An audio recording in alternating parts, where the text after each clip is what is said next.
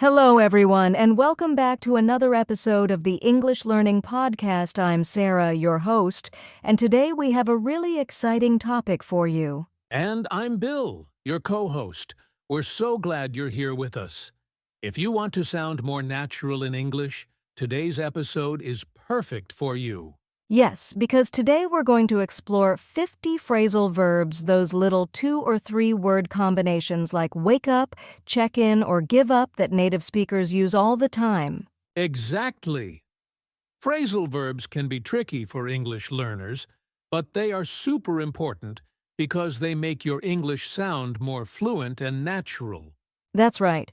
We'll go through phrasal verbs in different situations of daily life, like at home, at work, while traveling, in conversations, and even when talking about feelings and problems. And don't worry, we won't just list them. We'll actually use them in a fun conversation, so you can hear how they work in real life. So, if you're ready, grab a notebook, relax, and let's learn together. All right, let's jump in with our first group of phrasal verbs, those that we use in everyday life.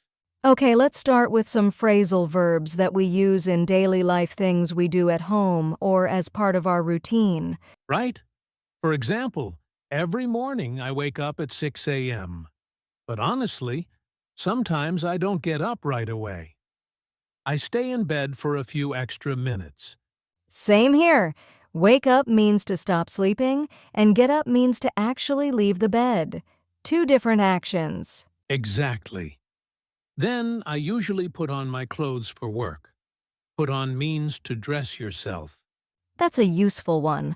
And in the evening, after work, I usually take off my shoes as soon as I get home. Good one. Another common phrasal verb is turn off. For example, I always turn off the lights before leaving my apartment. And the opposite is turn on, like when I get home, I turn on the TV while I'm cooking dinner. Nice.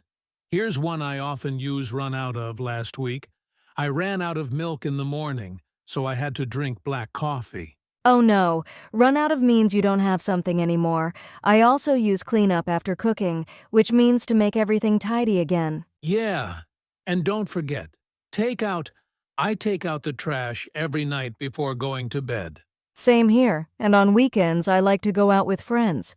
That just means to leave the house for fun. And then, of course, you have to come back.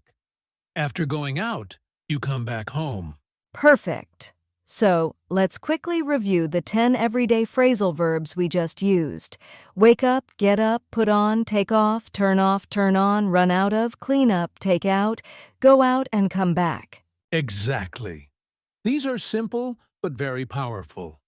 If you practice them daily, your English will start to sound a lot more natural. All right, now let's move on to phrasal verbs you'll hear in school or at work. Yeah, for example, when I was in college, my professors always told us to hand in our assignments on time. That means to submit your work. And teachers often hand out papers too, like quizzes or worksheets. Handout means to give something to many people. Exactly. Before exams, I usually like to look over my notes. That means to quickly review them. And if I didn't understand something, I would look up the word in the dictionary or nowadays on the internet. Yes, that's such a common one.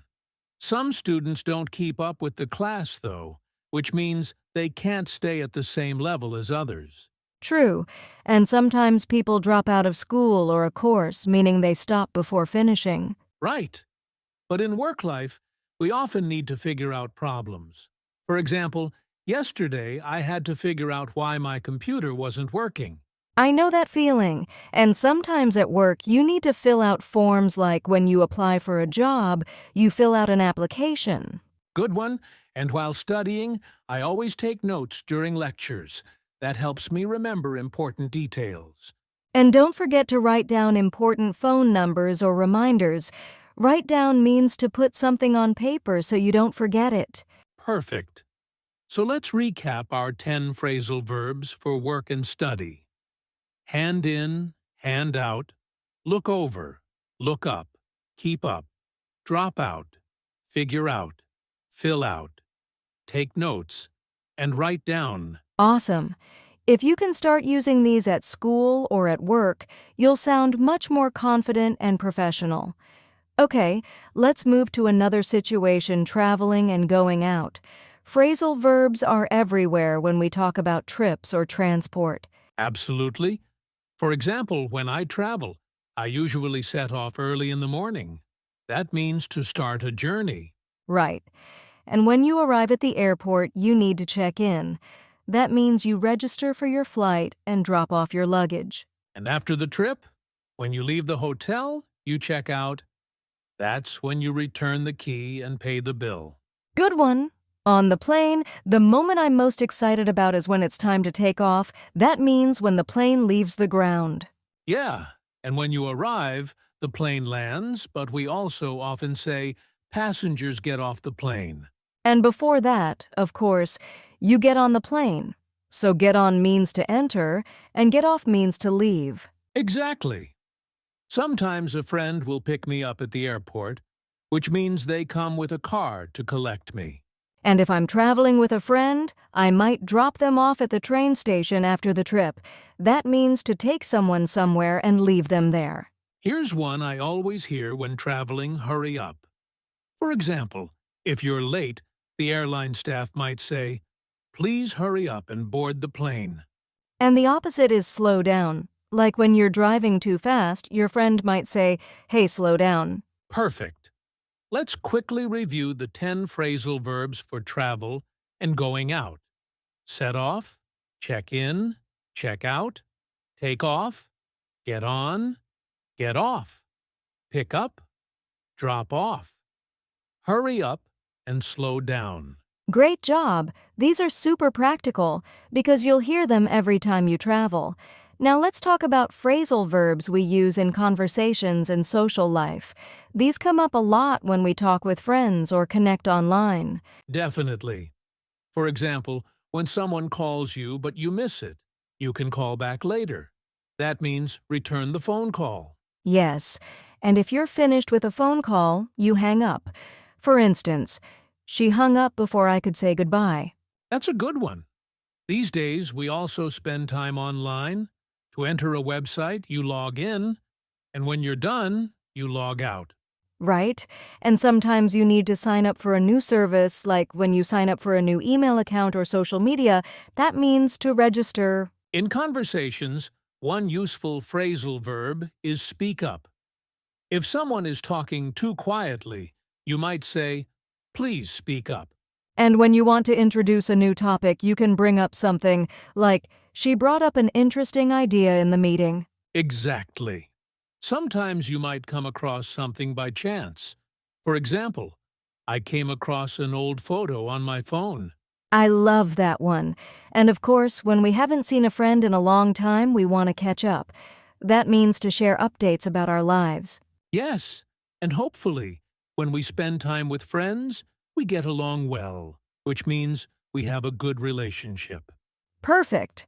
Let's recap the 10 communication and social phrasal verbs: call back, hang up, log in, log out, sign up, speak up, bring up, come across, catch up, and get along. Awesome! These are super useful in daily conversations, both offline and online. Okay, for our final group, let's look at phrasal verbs that help us talk about emotions and solving problems. Yes. For example, when someone is angry, you can tell them to calm down. That means to relax and not be so upset. And the opposite of sadness, we often say cheer up. Like, you look sad. Here's some good news to cheer you up. Good one. Sometimes machines break down, like, my car broke down on the way to work. That means it stopped working. Yes, and people sometimes give up when things are hard. For example, don't give up. Keep trying. Exactly. And here's another one. Friends can make up after an argument. That means they forgive each other and become friends again. Right, and sometimes we find out new information. For example, I just found out that my friend is moving to another city. Yes, and when there's a mess or a complicated situation, we often sort out the problem. Like, let's sort out these bills. Another common one is deal with. For example, At work, I have to deal with many emails every day. That means to manage or handle something. True. And when you exercise or solve a problem, you can work out. For example, I work out at the gym, or we need to work out a solution. And the last one is hold on. If you're on the phone and need a moment, you say, hold on a second.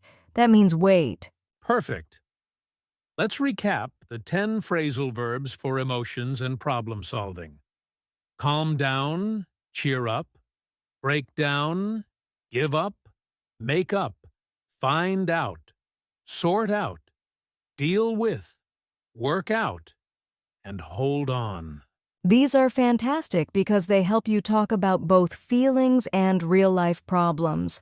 All right, we've covered a lot today, 50 phrasal verbs. Let's do a quick recap so they all stay fresh in your mind. Yes, let's go through them by groups. First, we had everyday life phrasal verbs. Wake up, get up, put on, take off, turn on, run out of, clean up, take out, go out, and come back. Then we moved on to work and study. Those were hand in, hand out, look over, look up, keep up, drop out, figure out, fill out, take notes, and write down.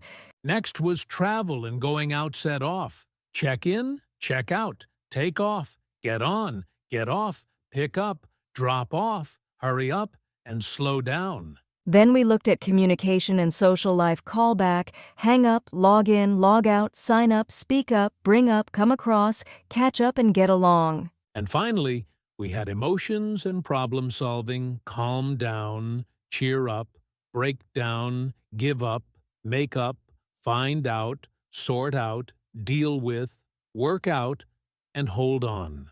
Wow, that's 50 phrasal verbs you can start using right away. Yes. And here's a tip, don't try to memorize all of them at once. Pick 5 phrasal verbs today and use them in sentences. Then tomorrow, choose 5 more. That way, they'll become natural. Exactly. Consistency is the key. The more you use them in real conversations, the more confident you'll sound. And that brings us to the end of today's episode of the English Learning Podcast. We hope you enjoyed learning these 50 phrasal verbs with us. Yes, remember, phrasal verbs are a big part of natural English. Don't feel pressure to master all of them at once. Just start small and keep practicing. Exactly. Maybe pick a few of your favorites from today and try using them in a real conversation with a friend, or even writing them in your daily journal. And if you found this episode helpful, don't forget to subscribe to our podcast or YouTube channel, give us a like, and share it with someone who's also learning English. We'll be back soon with another fun and useful episode. Until then, keep practicing, keep learning, and keep speaking English every day. Thanks for listening, everyone. Take care, and we'll see you next time.